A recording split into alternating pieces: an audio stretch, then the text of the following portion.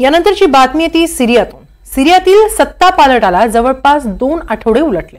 तिथलं जनजीवन तर सुरळीत होतंय, मात्र 53 वर्षांच्या असाद घराण्याच्या खाणाखुणा सिरियन नागरिकांच्या मनावर कोरल्या गेल्या। याचा फटका असाद यांच्या समाजालाही बसतोय। पाहूया सिरियामध्ये सध्या काय चाललंय। माजी सिरियन राष्ट्राध्यक्ष हाफिज असाद यांच्या समाधीस्थळी भिंतींवर लिहिलेले हे शब्द, हाफिज यांचा धिक्कार करणारे हे शब्द असाद कुटुंबियांविषयीचा रोष व्यक्त करतायत। बशर अल असाद यांची सत्ता उलथवून टाकण्यात आल्यानंतर त्यांच्या वडिलांच्या समाधीचीही तोडफोड करण्यात आली।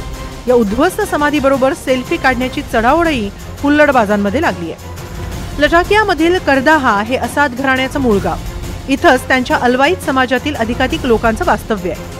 त्यांच्या समाजातील काही प्रतिष्ठित लोकांच्या बंगल्यांसह सर्वसामान्य असाद कुटुंबियांची देखील इथं घरं आहेत। मात्र असाद यांच्या जुलमांमुळे समाजात सिरियन नागरिकांच्या रोषाचं लक्ष होऊ पाहतोय।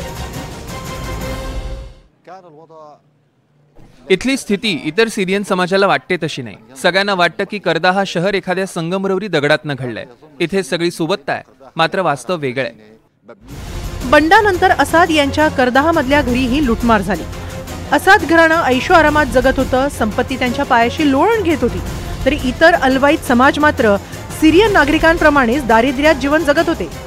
काही जण मोलमजुरी करतात, तर सरकारी नोकरी, शेती असेही काही मार्ग असाद समाजासाठी उपलब्ध आहेत। तर काही असाद तरुणांनी सैन्याचा मार्ग पकडला।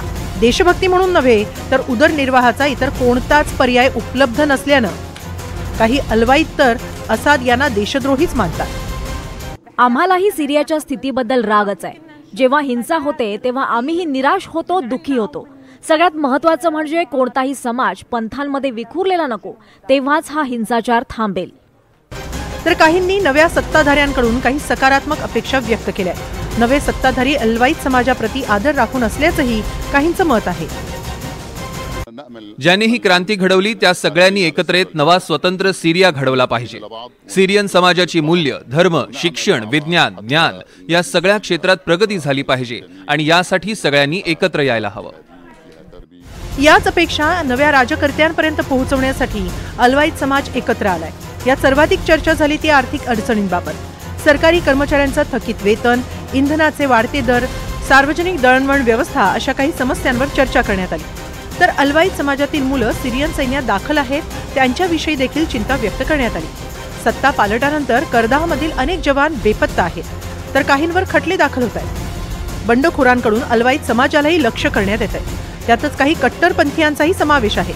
त्यामुळे सिरियाच्या नव्या राज्यकर्त्यांनी अलवाईद समाजातील जवानांसाठी एक विशेष कक्ष स्थापन केलाय।